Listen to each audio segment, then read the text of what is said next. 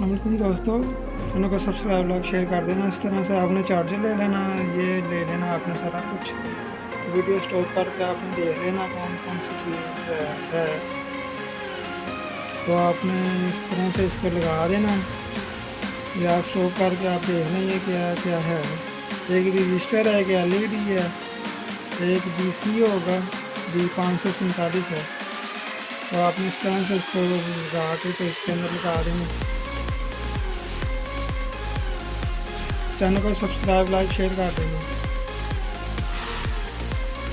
तो फिर आपने वायर ले लेनी है, वायर लेके तो आपने इसको इसके साथ लगा के तो एक पानी के साथ इसको टच करना है।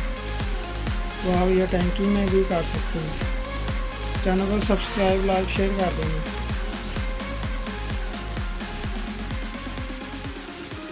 अल्लाह हाफिज़।